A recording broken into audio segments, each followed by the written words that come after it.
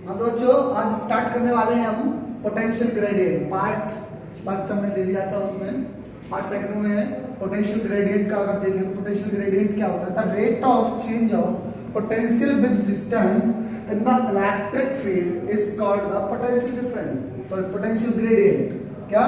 Potential gradient. कहने का मतलब gradient v equals to dv over dr। इसका क्या मतलब है कि जो हमारा किसमें पोटेंशियल ग्रेडियंट आपके से होगा rate of change of potential with distance, distance के साथ में अगर किसी भी फिनोमेना या किसी भी सिस्टम का पोटेंशियल में जो चेंज हो रहा होता है उसी चेंज को मैं क्या कहता हूँ? ग्रेडियंट। क्या बोल रहा होता हूँ? Potential gradient. क्या बोल रहा होता हूँ बेटा? Potential gradient. फॉर्मूला होता है dv ओवर dr। इसका यूनिट होता है, ऐसा यूनिट होता है v अपॉन वोल्ट पर मीटर। ठीक है बेटा। तो ग्रेडियंट, पोटेंशियल ग्रेडियंट क्या है? जैसे कि मैंने बताया था, यहां से अगर आप रिलेशन देखोगे 1 अपॉन v का v is inversely proportional 1 upon r होता है। तो इसका क्या मतलब है कि ये क्या मेरा डिस्टेंस, ये मेरा क्या है? पोटेंशियल। अगर इस वाले रिलेशन से आप देखोगे जैसे जैसे मैं डिस्टेंस इंक्रीज करूंगा तो वैसे वैसे मेरा पोटेंशियल क्या होगा? डिक्रीज होगा। क्या इनवर्सली? और जैसे जैसे डिस्टेंस इंक्रीज किया वैसे वैसे मेरा क्या इंक्रीज होता है? सॉरी क्या पोटेंशियल क्या होगा? डिक्रीज होगा। अगर ये इंक्रीज तो ये डिक्रीज, ये डिक्रीज तो ये इंक्रीज। तो इस वाले रिलेशन से मैं क्या देख रहा हूं? dv over dr। कहने का मतलब जो पोटेंशियल में डिस्टेंस के रेस्पेक्ट में जो चेंज होता है, पोटेंशियल में डिस्टेंस के रेस्पेक्ट में जो चेंज होता है उसी चेंज को मैं क्या कह रहा होता हूं? Potential gradient. है ना बेटा? ये याद रखना, इसका जस्ट शॉर्ट फॉर्मूला है dv ओवर dr। अगर 3D सिस्टम के लिए बात की जाए तो 3D सिस्टम के लिए बात करें, ये मान लिया x एक्सिस, ये मेरा x, ये मेरे y और ये मेरा z। इसका यूनिट वेक्टर क्या होगा? i कैप, j कैप और ये k कैप। जनरल सी बात। ठीक है बेटा? i cap, j cap and k cap. अगर मैं इस एक्सिस के अलावा ये मेरा क्या हो गया? ऑरिजिन हो गया। इसके अलावा क्या हो जाएगा? Potential gradient. इसके अलावा क्या निकालोगे? एक्स एक्सिस के अलावा i cap dv over del v, i cap del v over del x। इसके अलावा क्या होगा? इसके अलावा j cap del v over del x। समझ रहे होंगे बच्चों? इसके अलावा क्या होगा? k cap del v over del z। ठीक है बेटा? यहाँ y होगा डेल y और ये डेल z। इन तीनों अगर मैं टोटल देखूंगा तो कितना हो जाएगा? v इक्वल्स टू या gradient v equal to i cap del v over del x plus j cap del v over del y plus k cap del v over del z। ये इतना उसका क्या होगा? पोटेंशियल ग्रेडियंट होगा। इन 3D system में अगर बात कर रहे हैं तो ये कितना हो जाएगा? इतना पोटेंशियल ग्रेडियंट हो जाएगा। क्लियर बेटा? मतलब नेक्स्ट टॉपिक अब हमारा आता है relation between E and B। E and B मतलब है यहाँ पर electric field and potential gradient. ठीक है बेटा? इन दोनों के बीच में मुझे रिलेशन निकालना है कि E और B के बीच में रिलेशन क्या होता है। कहने का मतलब electric field and potential gradient के बीच में। तो यहाँ से अगर आप लोग देखोगे कि ये मैंने कोई 2 पॉइंट चार्ज ले लिए, सो ये मेरा सोर्स चार्ज है, ये मेरा test charge positive q naught ले लिया। ये मेरे इलेक्ट्रिक फील्ड का डायरेक्शन हो गया, ये मेरा फोर्स हो गया जो इसकी वजह से इस पर अप्लाई हो रहा है। तो यहाँ से B से A के बीच का डिस्टेंस मान लिया, मुझे ये पॉइंट है, इस पर मुझे पोटेंशियल निकालना और यहीं से इस वाले पॉइंट पर पोटेंशियल निकालने के बाद V और E के बीच में रिलेशन निकालना है। क्या रिलेशन होता है? B टू A, यहाँ पर मैंने क्या ले लिया? dr। ये क्या है मेरा? Small distance between B to A। यहाँ के लिए एक बात है, फोर्स की डायरेक्शन ऐसे, ये डिस्प्लेसमेंट है उसकी डायरेक्शन नेगेटिव में जाएगी तो माइनस dr में जाएगा। ठीक है? तो इन दोनों का टोटल डिस्टेंस कितना है? यहाँ से आता था q प्लस q नॉट तक का जो डिस्टेंस है वो मैंने क्या मान लिया? r मान लिया। अब बाय अगर यहाँ से मैं अगर f का वैल्यू देखूँ तो f बाय कॉस का पता निकालूँ, q नॉट p हो जाएगा। तुमने पढ़ा होगा यहाँ से F equals to Q naught हो गया electric field from B to point A। यहाँ से अगर मैं निकालूं तो E इक्वल्स टू कितना हो जाएगा? ये हो जाएगा F अपॉन Q नॉट। कितना हो गया बेटा? F अपॉन Q नॉट हो जाएगा। अब आगे और सॉल्व करना चाहूंगा तो यहाँ से यहाँ तक का वर्क डन निकालिएगा B2A, इसे लिख लेते हैं electric field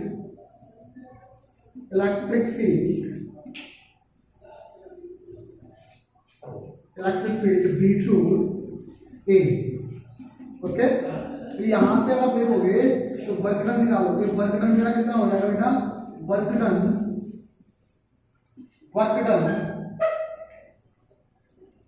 external work done होगा B2A बेटा, वर्क डन कहां से B2A। याद रखना क्यू नॉट चार्ज को मैं कहां से उठा के ला रहा हूं, मूव कर रहा है B से A तक, कहने का मतलब ये वाला ये क्यू नॉट जो चार्ज है ये B से कहां आ रहा है, A पॉइंट पर आ रहा है। ठीक है बेटा, यहां से ये मूविंग या ब्रिंगिंग जो भी मैं कर रहा हूं, तो यहां से B से A तक लाने में जो किया गया वर्क डन है वो कितना होगा, W equals to F minus BR।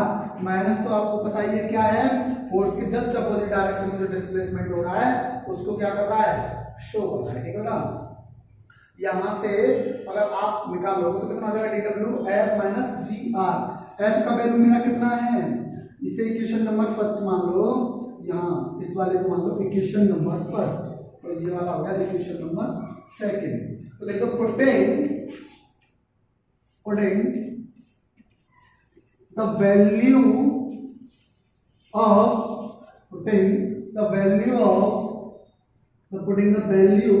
of F in equation second। okay, तो W इक्वल्स टू F का वैल्यू है मेरे पास Q नॉट अपॉन E, और ये कितना आएगा माइनस BR। तो यहां से Q नॉट को क्या मल्टीप्लाई बदलना है तो क्या हो जाएगा, divide W upon Q naught equal to E minus DR। ये अपना इतना कंप्लीट हो गया। इतना कंप्लीट करने के बाद ये मेरा क्या बनता है, लिखिएगा V इक्वल्स टू क्या होता है मेरा, W अपॉन Q नॉट होता है। भाई पोटेंशियल कितना होगा, इलेक्ट्रिक पोटेंशियल का वैल्यू क्या होता है, work done upon test charge, जो मैंने लिया है work done upon test charge W upon Q naught, that is the potential difference. ठीक है बेटा, तो यहाँ से इसकी जगह पर इस वाले पर क्या लिख सकता हूँ मैं, V। तो V इक्वल टू कितना हो जाएगा, E माइनस E DR। ठीक है बेटा, यहाँ तक कंप्लीट होता है। अब V और E के बीच में मेरा ये जनरल रिलेशन निकल के आ जाता है, तो कितना होगा, work done D2A DW equals to F minus के DR। भैया ये कैपिटल जो लिया था मैंने पहले वो नहीं लेना, आपको DW स्मॉल वर्क लेना है, DW equal to Q naught E upon minus GR। तो W यहाँ पर ये क्या हो जाएगा, DW हो गया, कितना होगा, DW upon Q naught equals to E minus GR। यहाँ से V अगर मैं देखूंगा तो स्मॉल तो DV हो जाएगा, यहाँ पर ये कितना हो गया, DV। तो ये कितना हो गया, DV माइनस कितना E और DR। तो यहाँ से E का अगर रिलेशन निकालूंगा तो E मेरा कितना हो जाएगा बेटा, DV अपॉन DR। कितना हो गया, DV अपॉन DR माइनस का। तो ये क्या है, ये तो मुझे प्रूव करना था, रिलेशन आ गया मेरा E equals to minus DV over DR। Clear बेटा, तो इसका क्या मतलब रहा था, electric field intensity at a point in electric field and given our direction is equal to the negative potential gradient in that direction। ठीक है बेटा, पोटेंशियल ग्रेडियंट के जस्ट अपोजिट डायरेक्शन में अगर dV ओवर dr है तो वो E के इक्वल होगा। किस डायरेक्शन में अगर बात करें, सपोज इलेक्ट्रिक फील्ड की डायरेक्शन ऐसे है, तो पोटेंशियल ग्रेडियंट जो चेंज हो रहा होगा उसकी डायरेक्शन कैसे होगी, ऐसे होगी। ठीक है बेटा, जस्ट अपोजिट डायरेक्शन होगा। ये माइनस सिंबल जो होता है ये लिख देते हैं यहाँ पर, minus symbol is denoted by opposite direction. ठीक है बेटा, अपोजिट डायरेक्शन। Clear students? तो बच्चों थोड़ा इसमें और देखे थे electric field and electric potential में थोड़ा और रिलेशन होगा, डीपली देखें तो डीपली रिलेशन और देखेंगे तो क्या होगा, यहाँ से आप देखिएगा V equals to 1/4 pi epsilon naught equals to 1/4 pi epsilon naught Q upon R। ये मेरा क्या है, रिलेशन है electric field and electric potential में, इसमें E एंड V में। ओके बेटा, रिलेशन बिटवीन वही चल रहा है, थोड़ा टॉपिक आ गई है। तो ये कितना हो जाएगा, V मान लिया मैंने फर्स्ट मिनट के लिए, और यहाँ से अगर मैं सेकंड पॉइंट अगर आप लोग देखें तो E बराबर क्या होता था मेरा, इक्वल टू मैंने प्रूव किया था minus DV over B R, यही प्रूव किए थे। तो बी का वैल्यू मेरे पास क्या है 1/4πε0 कर क्यू अपॉन आर। ये मेरा बी का वैल्यू यहाँ अगर लोग आप पुट करोगे तो कितना हो जाएगा minus D over B R. ये कितना हो जाएगा 1/4πε0 क्यू अपॉन आर। यहाँ तक का क्लियर हो रहा होगा। अब एक बात बताइए, यहाँ से 1/4πε0 क्यू अपॉन 4πε0 क्या ले लेता हूँ मैं, कॉमन ले लेता हूँ, या इसको ऐसे रखिएगा, इसमें क्यू अपॉन आर कॉमन ले लीजिएगा। इसमें क्या कॉमन ले लो, इसमें से कॉमन ले लिया मैंने, क्या -1/4πε0, ये बचेगा मेरे पास D over D R, bracket में बचेगा या क्यू निकाल दो बाहर 1/r हो गया। ठीक है, यहां से ये बचेगा, ये r है। इसे और सॉल्व करूंगा तो और सॉल्व करने के बाद क्या होगा, ये -q/4πε0, इसका डिफरेंशिएट करूंगा तो डिफरेंशिएट कितना होगा मेरा, देखो x की power dy over dx equal to x to the power n। तो डिफरेंशिएट करने के बाद क्या हो जाएगा, ये हो जाएगा n x की पावर n-1, ये फॉर्मूला होता है। तब मैं इसे ऊपर ले जाऊंगा 1/d ओवर dr, और ये हो जाएगा 1/r। ठीक है बेटा, ये है, तो इसे मैं ऊपर ले जाऊंगा तो कितना हो जाएगा, इसे सॉल्व करूंगा तो r की पावर -1 हो जाएगा 1/, या r की पावर -1, और इसका डिफरेंशिएट करूंगा तो डिफरेंशिएट कितना होगा r स्क्वायर, 2 आगे आ जाएगा, और ये कितना हो जाएगा -1 आगे आ जाएगा, और r स्क्वायर ये हो जाएगा। ठीक है, अरे समझ में आया डिफरेंशिएट, ये वाला फॉर्मूला होगा तो कितना हो जाएगा -1 या -r-2। इसका वैल्यू यहाँ पुट करना है, तो पुट करने के बाद कितना हो जाएगा -r-2 r-, ठीक है, r-, तो ये मेरा यहाँ पर आ गया -r स्क्वायर या -2r⁻² आ गया। तो ये वैल्यू कहाँ पुट करना है, यहाँ पुट करना है। इसको मैं और कैसे लिख सकता हूँ, इसको ऐसे लिखो, ये माइनस इसे मल्टीप्लाई करूंगा तो कितना हो जाएगा e equals to 1/4πε0 minus plus हो गया, तो ये कितना हो जाएगा 1/r²। क्यों चल रहा है यहाँ पर, कितना हो जाएगा, ये हो जाएगा 1/4πε0 Q upon r²। Single charge में लेकर इलेक्ट्रिक फील्ड की बात करें तो वो कितना होगा, इतना होगा। ठीक है बेटा, 1/4πε0 क्यू अपॉन r²। ठीक है, अगर नेक्स्ट पॉइंट ये अगर देखें, electric potential energy of a system charge. कोई सिस्टम क्या होता है, मेरा क्वेश्चन है आप लोगों से, व्हाट इज सिस्टम। सिस्टम की अगर बात करें तो क्या होगा, सिस्टम की अगर आप लोगों से पूछो तो सिस्टम किसे कहोगे भाई, ये बताइए, एक बॉडी से कोई सिस्टम क्रिएट हो जाएगा, नहीं होगा। कम से कम अगर कोई सिस्टम आपको क्रिएट करना है तो उसके लिए कम से कम आपको 2 ऑब्जेक्ट चाहिए, या कोई 2 बॉडी चाहिए, या 2 चार्ज चाहिए। अगर मैं चार्ज के लिए अगर बात करूं तो आप यहाँ पर हेडिंग लगाइएगा next, electric potential energy EPE, याद रखना, electric potential energy. Next heading है ये EPE या electric potential energy of a system of charge, of a system of charge। अगर मैं इसमें वर्ड आया सिस्टम, और इलेक्ट्रिक पोटेंशियल एनर्जी निकालना है, आपने 11th क्लास में भी देखा होगा पोटेंशियल एनर्जी आपने 11th में भी पढ़ा है। बस यहाँ पर किसके लिए पढ़ना है, आपको चार्ज के लिए पढ़ना है कि इलेक्ट्रिक पोटेंशियल एनर्जी क्या होती है, कितना उसका पोटेंशियल एनर्जी होता है। मैं चार्ज को एक बॉडी से दूसरी बॉडी पर ले जाता हूँ, या कहीं या इनफाइनाइट से किसी चार्ज को किसी इलेक्ट्रिक फील्ड तक लाने में जो भी मुझे वर्क करना पड़ता है, एनर्जी तो उसमें क्या होगी, डायमेंशन होगा एनर्जी का। वर्क करेंगे तो एनर्जी जो कन्वर्ट होगी वो किसमें कन्वर्ट होती है, वर्क में कन्वर्ट हो जाती है। मैं यहाँ से किसी चार्ज को इनफाइनाइट से किसी पॉइंट तक लाना होता है तब। ठीक है, तो suppose that system of charge ले लिया, सिस्टम ऑफ चार्ज, एक चार्ज ले लिया मैंने Q1, सिस्टम के लिए कम से कम 2 चार्ज चाहिए, तो एक ले लिया मैंने Q2।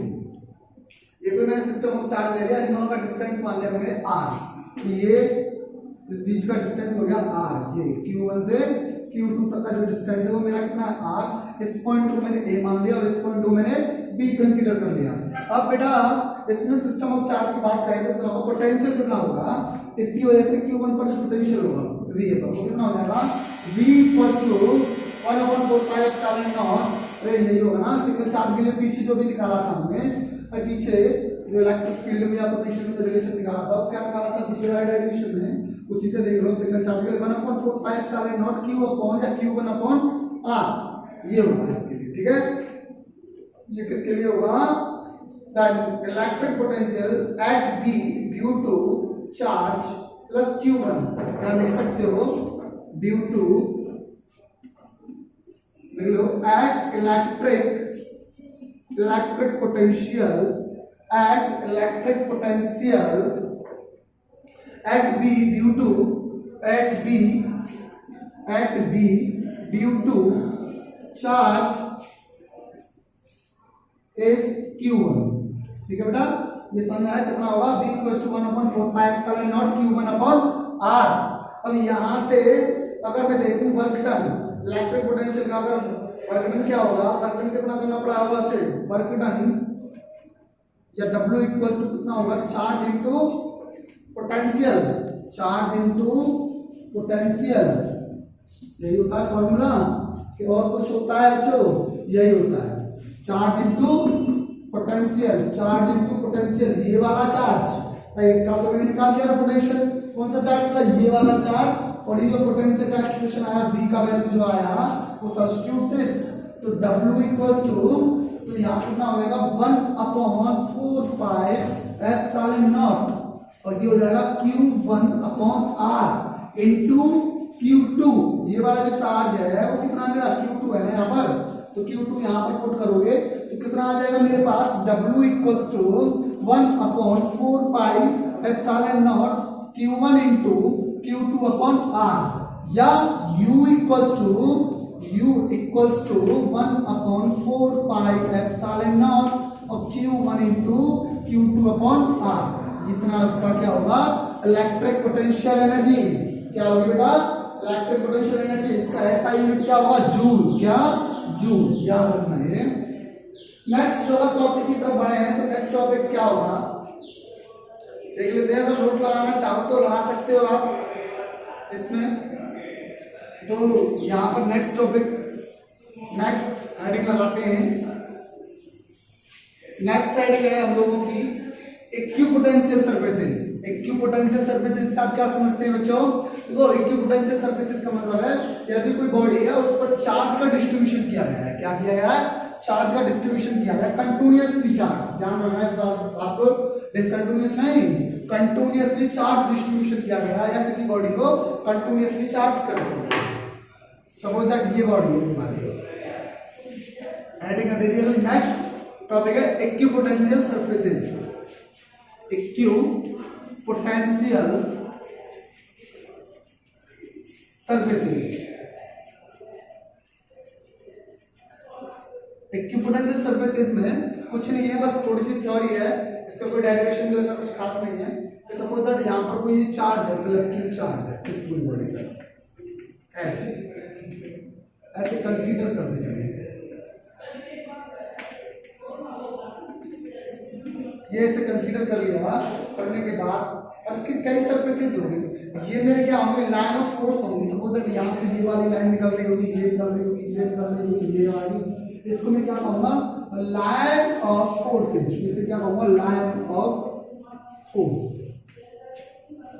लाइन ऑफ फोर्स या इलेक्ट्रिक फील्ड की तरह, ठीक है बेटा, इलेक्ट्रिक फील्ड भी हो सकते हैं इससे, लाइन ऑफ फोर्स, ठीक है। अब इक्विपोटेंशियल का मतलब है कि इस सरफेस पर जो पोटेंशियल होगा, वो जो इस सरफेस पर होगा, उन दोनों का जो पोटेंशियल होगा वो कैसा होगा, इक्विपोटेंशियल, इक्विपोटेंशियल। डेफिनेशन लिखना चाहो लिख सकते हो, सरफेसेस, इक्विपोटेंशियल सरफेसेस में डेफिनेशन लिखो बच्चों, एट एनी सरफेस या any surface over which the electric potential is same everywhere is called an equipotential surface। इसका क्या मतलब है, इसका ये मतलब है यदि कोई बॉडी ले रहे हो उसके हर पॉइंट पर पोटेंशियल का वैल्यू क्या हो जाए, सेम हो जाए। सपोज दैट ये वाली बॉडी है, इसके इस पॉइंट पर भी पोटेंशियल का वैल्यू सेम है, यहाँ पे भी पोटेंशियल का वैल्यू सेम मान लेता हूँ, यहाँ पे भी पोटेंशियल का वैल्यू सेम आ रहा है, यहाँ पे भी पोटेंशियल का वैल्यू सेम आ रहा है। तो इस प्रकार की जो सरफेसेज होगी वो कौन सी सरफेस होगी मेरी, इक्विपोटेंशियल सरफेस होगी। ये याद रखना। इसके लिए जनरल फॉर्मूला क्या होता है, V इक्वल्स टू, यही निकाल रहे होते जब भाई एक बात बताइए, यहाँ पर पोटेंशियल क्या है, मान लेता हूँ V, तो यहाँ पे पोटेंशियल क्या होगा, V होगा। इस थ्योरी के अकॉर्डिंग या इस कॉन्सेप्ट के अकॉर्डिंग क्या कह रहा है, इक्विपोटेंशियल सरफेस कह रहा है कि एक ऐसी बॉडी जिसके हर पॉइंट पर जो पोटेंशियल का वैल्यू है वो कैसा होना चाहिए, सेम होना चाहिए। अब मान के चलो यहाँ पर V है, तो यहाँ पर भी क्या होगा, V होगा। तो V इक्वल्स टू क्या हो जाएगा, 1/4 pi epsilon not Q upon R। ठीक है बेटा, ओके। यहाँ इसके बाद नेक्स्ट टॉपिक लगाना चाहोगे तो नेक्स्ट टॉपिक लगा सकते हो। इसके कुछ इंपोर्टेंट प्रॉपर्टीज है, प्रॉपर्टीज ऑफ पोटेंशियल सरफेसेस के बारे में अगर बात कर रहे हैं तो जो इलेक्ट्रिक फील्ड होता है या लाइन ऑफ फोर्स होती है वो कैसे क्रिएट होती है, राइट एंगल। कैसे, राइट एंगल का मतलब है वो एक दूसरे पर कितनी डिग्री का एंगल बना रही होंगी, 90 डिग्री का। ठीक है बेटा, राइट एंगल होगा, जो लाइन ऑफ फोर्स निकलेगी उनके बीच में जो एंगल होगा वो कैसा होगा, राइट एंगल होगा। First property. सेकंड प्रॉपर्टी है इक्विपोटेंशियल सरफेसेस होता है वो क्या होता है, ये इंटरसेक्ट नहीं करता। क्या करता बेटा, and no two equipotential surfaces can intersect each other. जो इक्विपोटेंशियल सरफेसेस है ये क्या करते हैं, एक दूसरे सरफेस को कभी भी इंटरसेक्ट नहीं कर सकते। ठीक है बेटा, ये कुछ प्रॉपर्टीज है, इन्हें पढ़ लेना। Potential due to an electric dipole. अब इस यहां से स्टार्ट होगा हमारा main point, potential. Next starting आएगा पोटेंशियल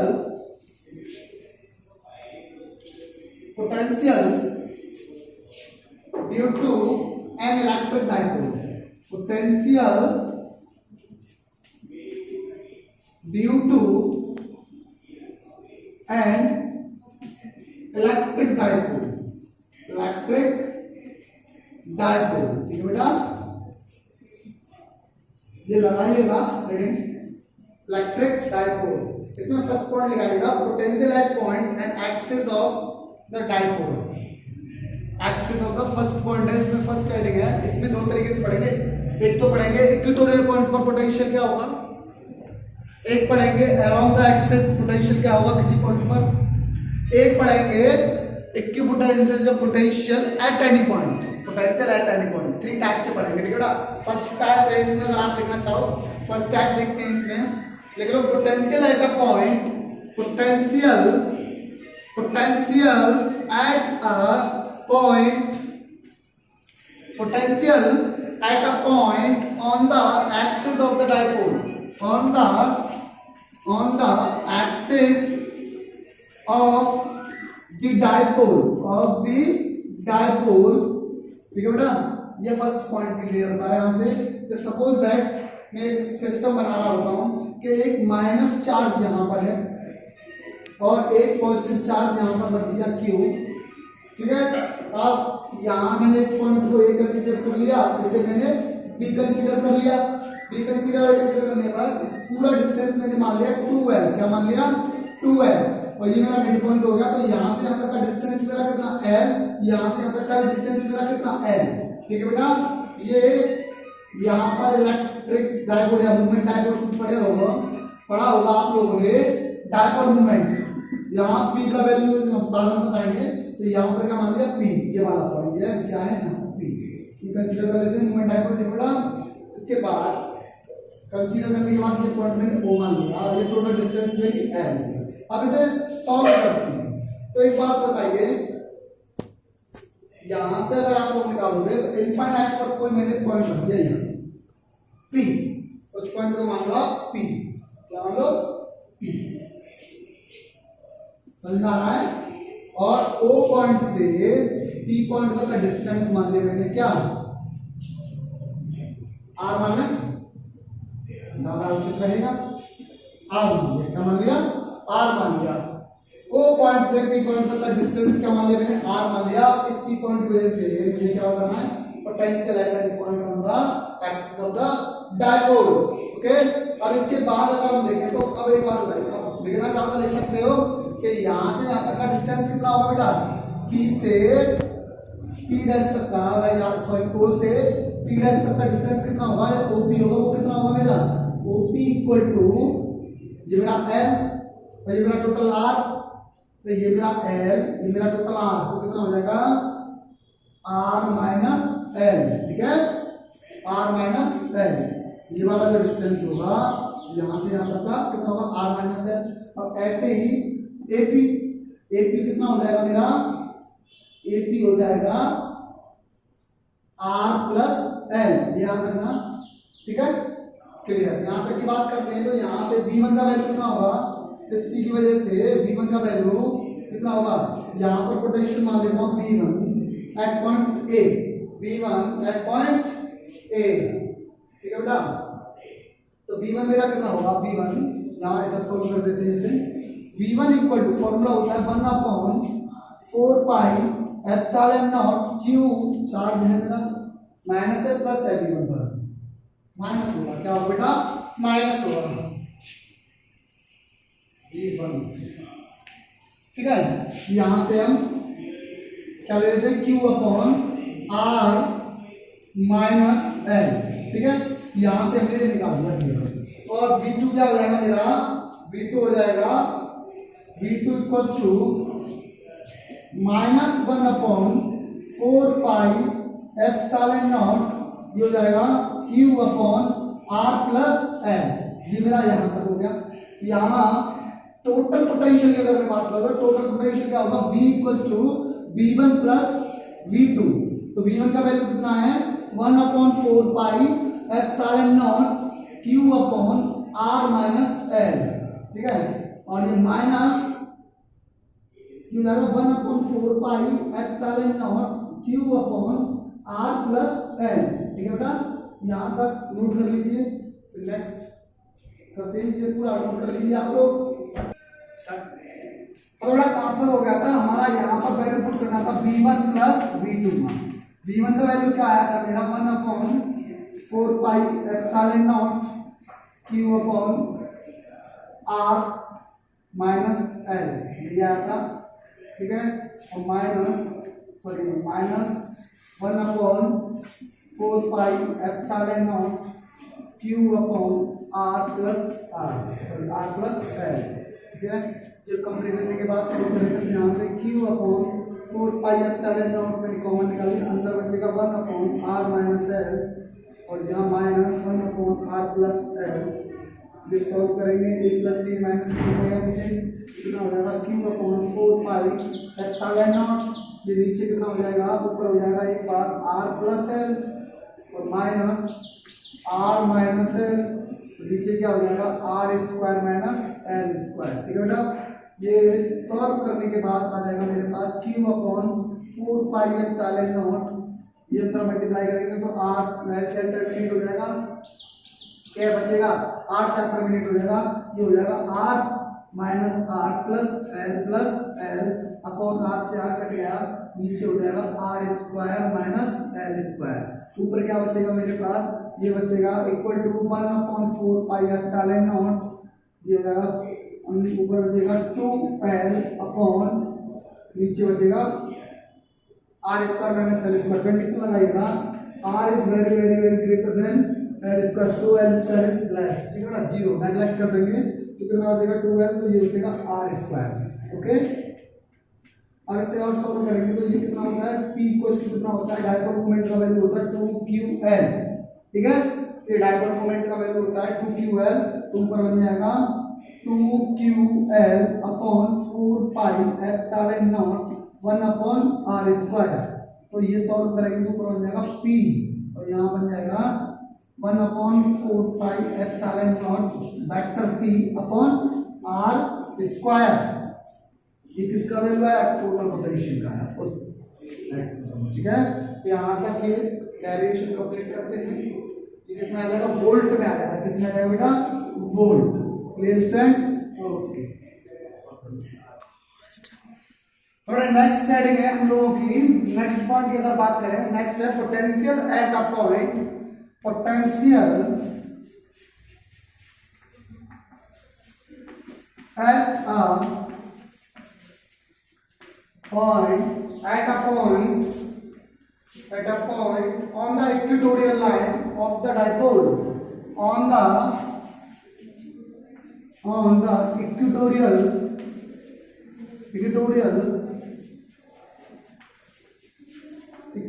line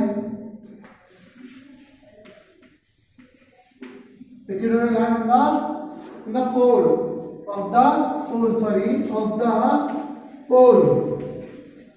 pole dipole. अब क्या कहने का मतलब है कि अब मैंने पहले पिछला डेरिवेशन किया था कि मैंने अलोंग द एक्सिस पे पॉइंट रखा था।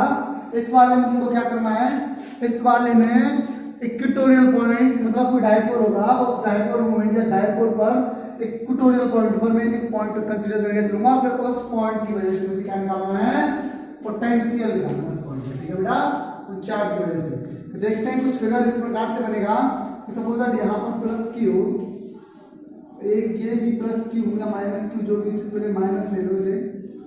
ठीक है, ये मेरा प्लस क्यू, ये मेरा माइनस क्यू। टोटल डिस्टेंस मेरी कितनी है 2l। मिड में मैं एक पॉइंट मान लिया O, और यहाँ का जो डायपोल मूवमेंट है वो मेरा क्या है, वेक्टर p। अब जस्ट इक्वेटोरियल पॉइंट पर निकालना है, तो इक्वेटोरियल पॉइंट पर यहाँ मैंने मान लिया p। क्या मान लिया, p।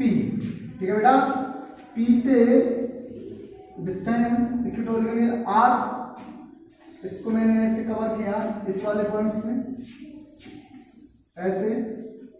ठीक है बेटा, इसके बाद इसे कंसीडर कर लिया a, इसे कर लिया b। Okay, a b o p बेटा। ठीक है, यहाँ पर समझ में आया। यहाँ से क्लियर करने के बाद ये वाला डिस्टेंस कितना रहा होगा, ये पूरा टोटल 2l था, तो l ये रहा और l ये रहा होगा, क्यों, ये रहा होगा ना। ठीक है, अब स्टार्टअप करते हैं। तो ये वाली डिस्टेंस कितनी गई होगी, ये कैसा है, इक्विलेटरल ट्रायंगल बन गया। ये क्या बन गया, इक्विलेटरल ट्रायंगल हो गया। ये साइड इक्वल, ये साइड इक्वल, ये साइड ट्रायंगल बन गया। या मैं ये भी कह सकता हूँ, ये वाला जो ट्रायंगल है इस वाले ट्रायंगल की होगा, क्योंकि ये भी राइट एंगल है और ये भी राइट एंगल है। जो PO है वो दोनों के लिए क्या है, कॉमन है। यहां से B1 निकालूंगा तो B1 का वैल्यू क्या आएगा, B1 का वैल्यू आएगा B1 equal to Q upon 4 pi epsilon naught 1 upon VP। क्या, 1 upon VP।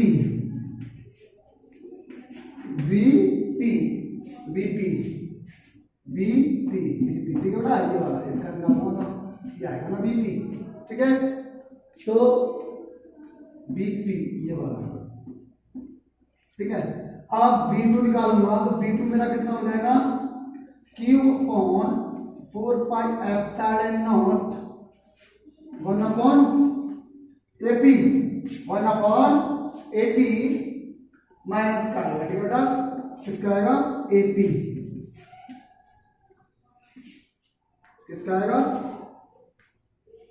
Minus Q upon 4 pi epsilon naught 1 upon AP।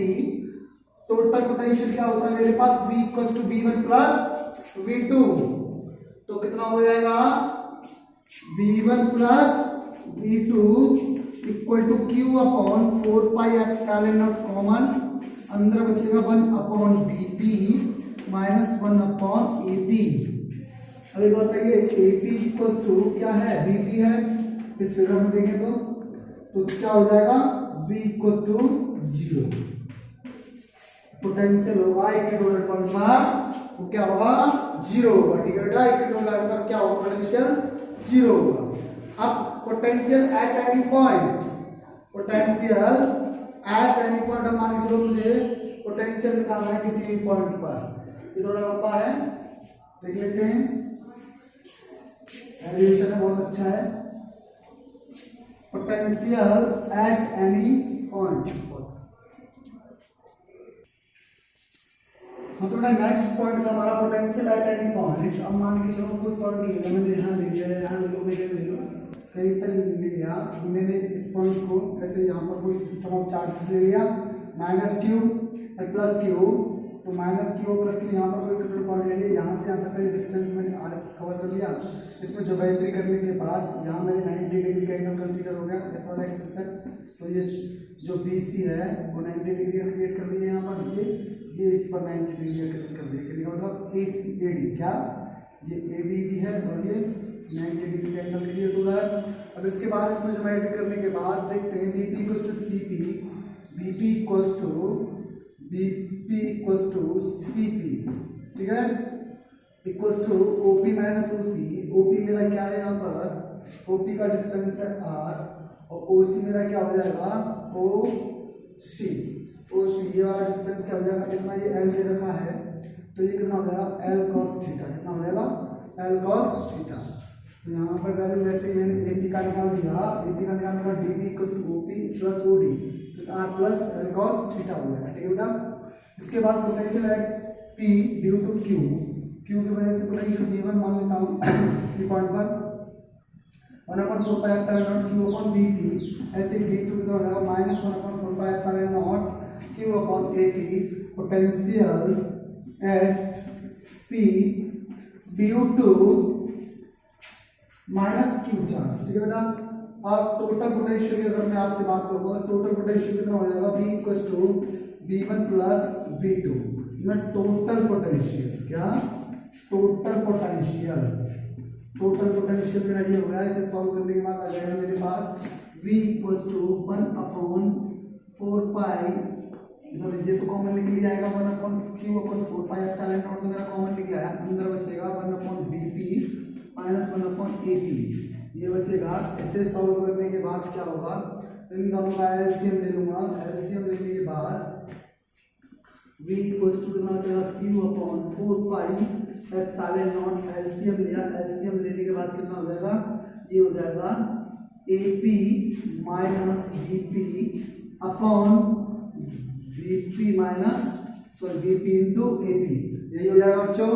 LCM लेने के बाद अब यहाँ पर वैल्यू पुट कर दो, वैल्यू पुट करने करेंगे किसकी, AP VP बराबर क्या है मेरा R minus L cos theta, putting the value of VP in this.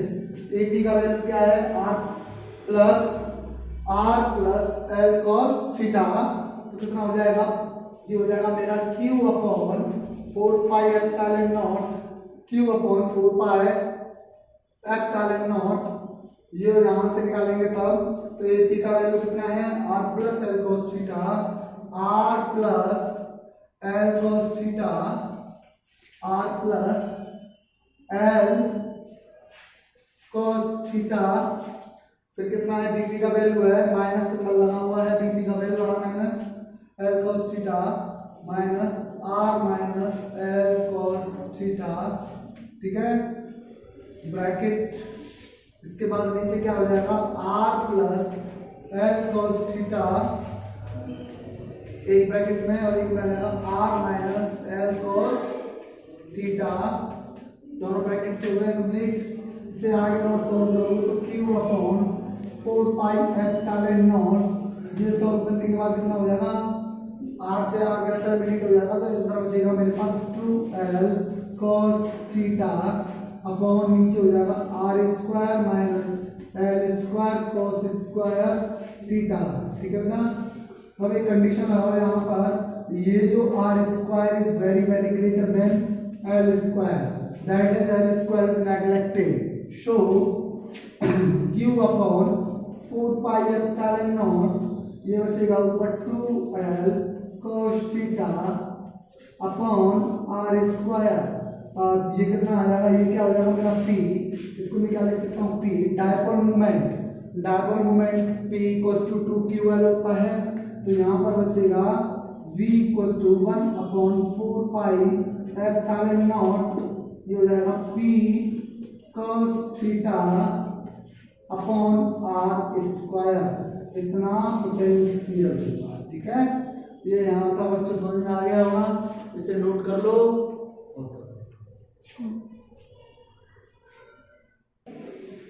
हाँ तो बच्चों नेक्स्ट है हमारा work done in rotating an electric in the electric field, rotating in the electric dipole. यहाँ पर ये डायपोल लिख लेना है, ये वाला डायपोल आएगा यहाँ, इलेक्ट्रिक डायपोल, ये कोई मेरा एक इलेक्ट्रिक यूनिफॉर्म इलेक्ट्रिक फील्ड दे रखा है। याद रखना ये क्या है, मेरा यूनिफॉर्म इलेक्ट्रिक फील्ड है। यहाँ पर मैंने कोई रॉड रख लिया या कोई दो चार्जेस रख लिए है, रॉड नहीं चार्जेस है ये वाला, यहाँ पर मेरा प्लस क्यू है, यहाँ पर प्लस का क्यू नोट चार्ज है, ठीक है, क्यू नोट मान लेता हूँ। इधर की साइड में यूनिफॉर्म इलेक्ट्रिक फील्ड है। अब क्या है इसमें, क्या है मेरा वर्क डन निकालना है। क्या निकालना है बेटा, वर्क डन निकालना है। तो अब एक बात बताइए, ये कैसी पोजीशन में रखा हुआ है, इक्विलिब्रियम पोजीशन में रखा हुआ है। किस में रखा हुआ है, इक्विलिब्रियम पोजीशन में रखा हुआ है। और इसका मान लेता हूँ डायपोल मोमेंट मान लिया, सपोज जो यहाँ पर suppose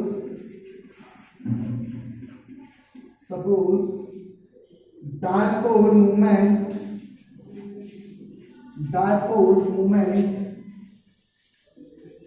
P equals to 2ql, ये होता है। मान लेता हूँ जो इलेक्ट्रिक फील्ड है वो कैसा है, यूनिफॉर्म है। ये बच्चों याद रखना, ये इलेक्ट्रिक फील्ड जो दिया है कैसा है, यूनिफॉर्म है।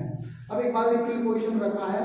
अब मान के चलो ये क्या कर रहा है, रोटेट कर रहे हैं। क्या कर रहे हैं, रोटेट कर रहे हैं। तो रोटेट करने के बाद क्या होगा कि इनका dipole makes an angle theta with an electric field. Rotate करने के बाद इलेक्ट्रिक फील्ड के साथ जो डायपोल है, एक ये और एक ये, जो इलेक्ट्रिक फील्ड के साथ कितना एंगल बना रहे हैं, वो थीटा बना रहे हैं। क्या बना रहे हैं, थीटा एंगल बना रहे हैं। मैं सारा समझा रहा हूँ आपको। तो ये थीटा हो गया, ये वाली डिस्टेंस एक दूसरे से कितने पे 2l, तो ये वाली साइड कितनी होगी 2l sin थीटा। ओके बेटा, ये कितना हो जाएगा 2l sin थीटा। तो देन इंस्टेंटेनियस टॉर्क, जब ये रोटेट करेंगे तो कुछ ना कुछ टॉर्क होगा, मूवमेंट की अगर बात करें तो, ठीक है। तो टॉर्क कितना होगा, टाउ इक्वल्स टू, टॉर्क होगा मेरा tau equals to PE sin theta, PE sin theta. बेटा ठीक है, यहाँ पर समझ में आया। जब मेरा ये टॉर्क आ गया तो मैं जानता हूँ वर्क डन पर मुझे क्या निकालना है, वर्क डन निकालना है। तो वर्क डन क्या होगा मेरे पास, यहाँ एक थोड़ा एंगुलर डिस्प्लेसमेंट की ओर बात कर लेते हैं। तो ये सपोज इसका एंगल है थीटा, जब ये ऐसे होंगे तो 0 डिग्री था, कोई डिस्प्लेसमेंट नहीं था। अब मान के चलो वो अपनी पोजीशन से ऐसे आ गया चार्ज, तो कितना डिस्प्लेस्ड हुआ, थीटा एंगल हुआ, डी थीटा मान लेता हूँ। क्या मान लेता हूँ, डी थीटा। तो यहाँ पर एंगुलर लिख लेना, angular displacement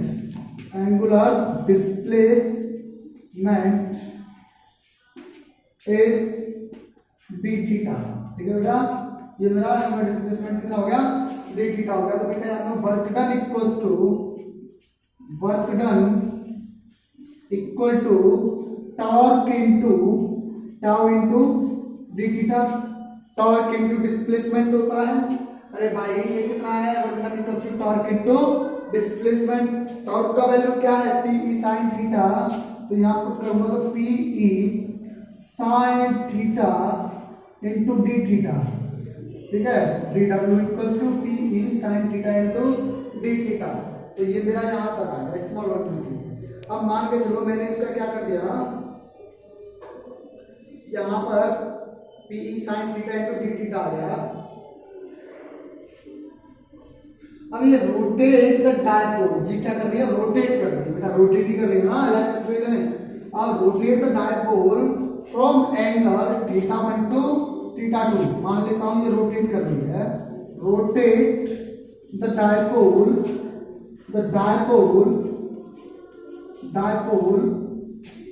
from angle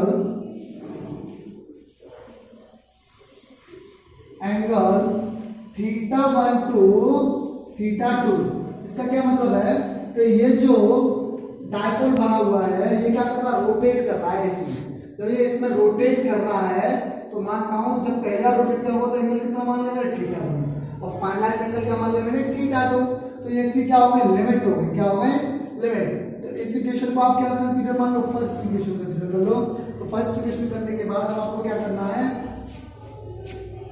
integration on both side, integration on both side, dw equals to integration PE sin theta, PE sin theta into d theta, तो इंटीग्रेशन कहां से कहां तक, थीटा 1 टू थीटा 2। ठीक है बेटा, यहां से समझिए लिमिट हो गई, थीटा 1 से स्टार्ट किया होगा, इनिशियल टू फाइनल होता है।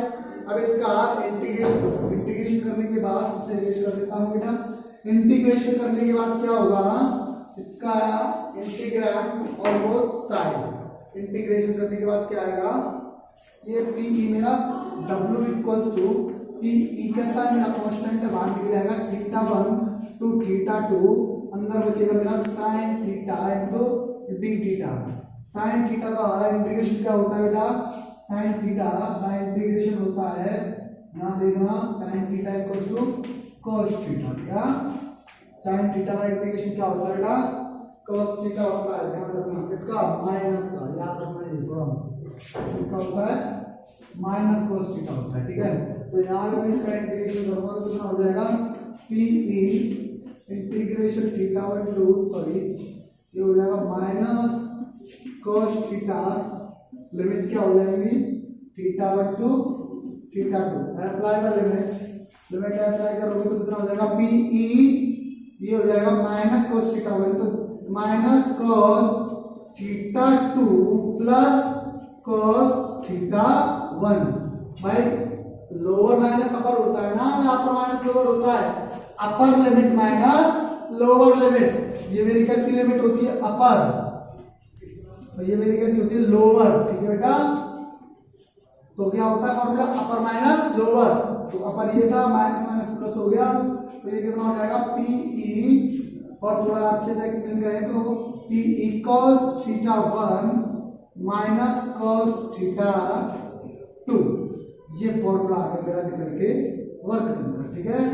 यहां से और आगे जनरलाइज करेंगे, एंगल की बात करें तो यहां से मान लेता हूं थीटा इक्वल्स टू 0 डिग्री मान लिया। क्या मान लिया, इस पर लिख दीजिए, if the dipole is rotate from the equilibrium position, अगर इक्विलिब्रियम पोजीशन में चला जाए डायपोल, किसमें, इक्विलिब्रियम में पोजीशन में चला जाए डायपोल, तो थीटा की वैल्यू क्या हो जाएगी, वहां 0 हो जाएगी, यहाँ पर नेट फोर्स 0, सब कुछ 0 हो जाता है वहां पर, तो इक्विलिब्रियम पोजीशन में चला जाएगा। फॉर लिख देते हैं तो वर्क क्या होगा, फॉर इक्विलिब्रियम पोजीशन,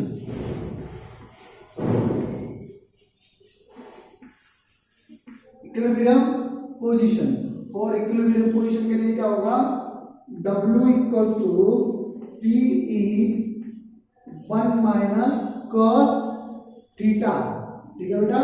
ये फॉर्मूला होता है फॉर इक्विलिब्रियम पोजीशन के लिए, याद करना, यहाँ लिख लेना theta equals to always 0 degree. क्या, theta equals to always 0 degree, ठीक है। यहाँ तक आगे और देख रहे होते हैं। अब इसमें कुछ केस ले लेते हैं, अगर थीटा डिग्री 90 डिग्री हो जाए इक्विलिब्रियम पोजीशन में, इस वाले में जनरल फॉर्मूला मान के चलना है, इसे निकाल देते हैं। अब सपोज दैट या केस ले लो, केस फर्स्ट ले लो, इफ द एंगल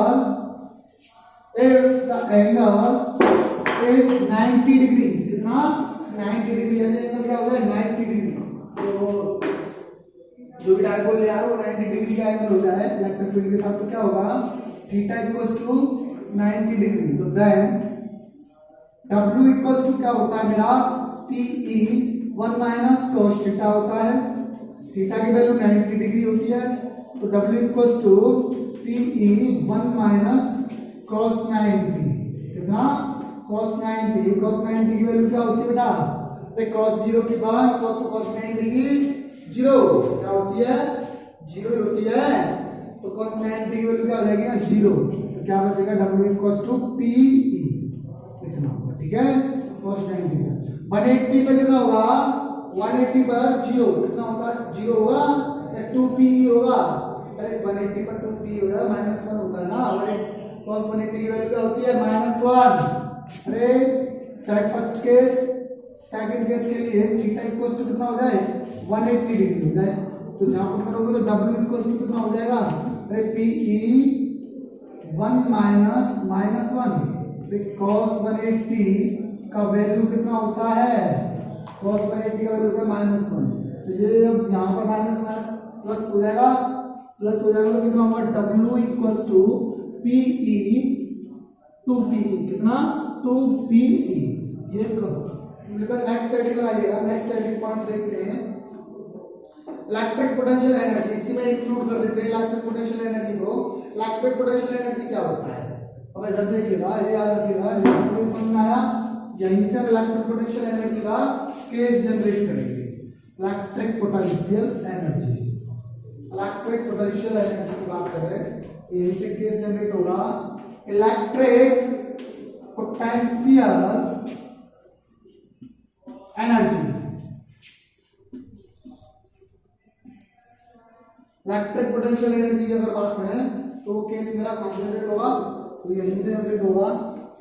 अब एनर्जी एनर्जी तो आप लोग समझ रहे होंगे कि एनर्जी क्या होती है सर। एनर्जी तो एनर्जी होती है बेटा। देखो इलेक्ट्रिक पोटेंशियल एनर्जी का यहीं से केस जनरेट कर देते हैं। फोर्स ऑन चार्ज, जो चार्ज है उसमें फोर्स कितना लग रहा है वो मान लेता हूँ क्यू ई, ठीक है, इनटू एडिशनल डिस्टेंस रो।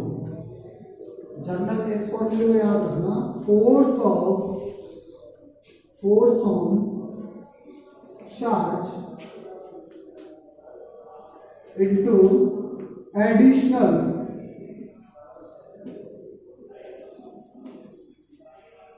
डिस्टेंस। यहीं से मेरा कॉन्सेप्ट निकलेगा इलेक्ट्रिक पोटेंशियल एनर्जी का, ठीक है।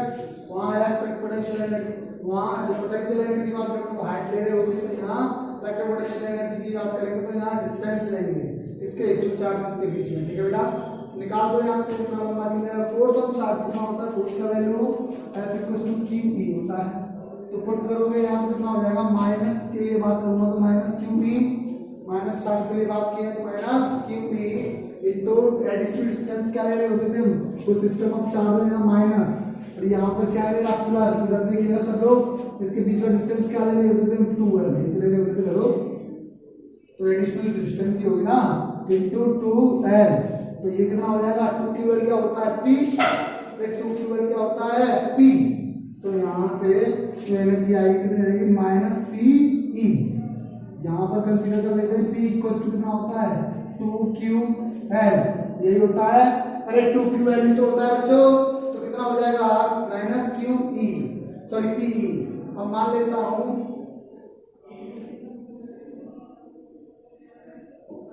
Work is potential energy mu naught of the electric diode placed electric with parallel to it. अगर इलेक्ट्रिक डायोड जो लिया है मैंने वो इलेक्ट्रिक फील्ड को क्या हो सकता है, एक दूसरे क्या पैरेलल, तो उसके लिए क्या हो जाएगा म्यू नॉट इक्वल्स टू, इसे क्या कंसीडर करो यहाँ म्यू नॉट कंसीडर कर लो, इसे यहाँ मैंने मान लिया म्यू नॉट, ठीक है, इतना मान के चलो। नेक्स्ट इसी में ही है। अब एक बात बताइए, W इक्वल्स टू मैंने क्या निकाला था वहां से, राइट, W इक्वल्स टू मैंने निकाला था PE 1 माइनस cos थीटा को निकाला था, right. W equals to PE minus 1 minus cos theta, यही निकाला था। तो W इक्वल्स टू क्या होता है मेरा, W इक्वल्स टू होता है PE 1 माइनस cos थीटा। और टोटल एनर्जी अगर मैं बात करूं तो म्यू थीटा की, यू थीटा की, किसकी, यू थीटा की टोटल एनर्जी की बात करूंगा तो यू थीटा की, तो कितना होगा म्यू नॉट प्लस डब्ल्यू, तो कितना हो जाएगा, म्यू का वैल्यू है minus PE plus PE cos bracket में 1 माइनस कॉस थीटा, ये हो गया। तो अब और सॉल्व करूंगा आगे से, तो इसके साथ एक बार तो टर्मिनेट हो जाएगा, तो क्या होगा PE cos थीटा, क्या बचेगा PE cos थीटा, किसका माइनस का, किसका बेटा माइनस का बचेगा, प्लस का बचेगा, अरे बच्चों माइनस का बचेगा या प्लस का बचेगा, प्लस का बचेगा, किसका प्लस का बचेगा, ठीक है। लेकिन यहाँ नोटेशन में क्या लेना है, माइनस लेना, तो क्या बचेगा माइनस PE cos थीटा, ठीक है, ला रहे होते हैं हम, तो यहाँ पर ये बचेगा PE, अरे सॉल्व तो कर दोगे ना, ये सॉल्व करना है, माइनस PE लिखा आ जाएगा ना इसका, इसके साथ प्लस का PE और माइनस PE तो चल ही रहा है, प्लस का PE और ये हो जाएगा माइनस, एक हो जाएगा क्या मेरा माइनस PE cos थीटा, ये हो जाएगा माइनस PE cos थीटा होगा, क्यों, बस ये 3 मिनट गया तो कितना बचा म्यू थीटा बचा मेरे पास, सॉरी यू थीटा बचा मेरे पास minus P E cos theta. ये क्या है मेरे पास, इलेक्ट्रिक पोटेंशियल एनर्जी, ठीक है बेटा, इलेक्ट्रोस्टैटिक स्पीड में। तो क्या होगा, यहाँ से निकला है माइनस पी कॉस थीटा। तो अगर जनरल इक्वेशन अगर आप इसकी देखें तो कितनी होगी, वेक्टर नोटेशन में अगर आप इसे लोगे तो वेक्टर नोटेशन में क्या होगा, वेक्टर नोटेशन देखो इन, ये मेरा यहाँ पर लिखना है, भी कर लेना बेटा, इन वेक्टर नोटेशन। इसका वेक्टर नोटेशन क्या होगा बेटा, वेक्टर नोटेशन, वेक्टर नोटेशन होगा u equals to P E vector p dot vector e vector p dot vector e। ये किसका वेक्टर नोटेशन हो गया इसका, ठीक है। अब पर्टिकुलर केस की अगर बात करें इसमें, तो पर्टिकुलर केस में देखिएगा, पर्टिकुलर केस में देखिएगा तो अगर थीटा बराबर 90 डिग्री हो जाए तब क्या होगा। तो ये पर्टिकुलर केस है इसके। फर्स्ट केस देख लेते हैं इसका। फर्स्ट केस क्या है, फर्स्ट केस होगा if theta equals to 90 degree. तो क्या होगा, फॉर्मूला क्या निकला था मेरा 90 डिग्री पर, तो यहाँ मैंने पुट कर देंगे, क्या आया था मेरा minus P E cos theta आया था। अरे भाई यू यही था ना, minus P E cos theta, theta का 90 डिग्री तो कितना हो जाएगा 0, minus P E cos 90, cos 90 की वैल्यू क्या होती है 0, तो कितना हो जाएगा u इक्वल्स टू 0, ठीक है। या 90 डिग्री पर क्या हो जाएगा 0, क्या हो जाएगा 0 हो जाएगा, ठीक है। अगर cos 180 पर अगर आप लोग देखोगे बच्चों, cos 180 पर क्या होगा, अगर ये जो डायपोल है इलेक्ट्रिक फील्ड के जस्ट परपेंडिकुलर हो जाए, क्या हो जाए, जस्ट परपेंडिकुलर हो जाए, तो वहां जो इलेक्ट्रिक पोटेंशियल एनर्जी होती है वो क्या होती है 0 होती है, ठीक है। 90 डिग्री केस में अब हो जाए 0, तो 0 पर क्या होगी, cos 0 की वैल्यू क्या होती है 1। यहां देख लो थीटा इक्वल्स टू 0 डिग्री, तो u0 की वैल्यू क्या हो जाएगी माइनस पी ई, यहाँ क्या होगी लीस्ट, क्या होगा लीस्ट, लीस्ट, लीस्ट होगी, ठीक है बेटा।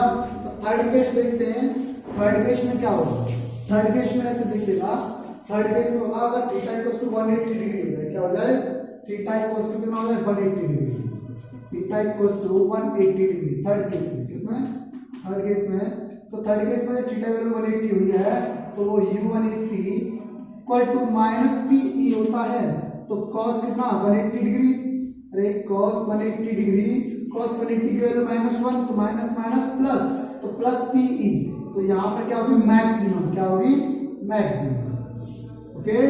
यहाँ तक ये समझ में आ गया होगा। या मैं इसे क्या करूंगा, in this position dipole will be unstable equilibrium, इसे क्या बोलेंगे अनस्टेबल इक्विलिब्रियम। यहाँ पर ये कंडीशन जो क्रिएट होगी इक्विलिब्रियम में वो कैसी होगी अनस्टेबल, अनस्टेबल इक्विलिब्रियम, क्या होगी बेटा इक्विलिब्रियम, अनस्टेबल इक्विलिब्रियम होगा जहां पर एनर्जी का इलेक्ट्रिक पोटेंशियल एनर्जी का वैल्यू क्या हो जाए पॉजिटिव में चली जाए, या पी किस में आ जाए पॉजिटिव में आ जाए, तो वहां पर जो इक्विलिब्रियम होगा वो कैसा होगा अनस्टेबल इक्विलिब्रियम होगा। Okay class, thank you. Next video में हम आपको इसके कुछ न्यूमेरिकल्स बताएंगे, इसके न्यूमेरिकल्स के बारे में पढ़ेंगे, जो भी टॉपिक हमने इसमें कवर कराए उन सबके ऊपर हम उसके न्यूमेरिकल्स कवर कराएंगे। Thank you.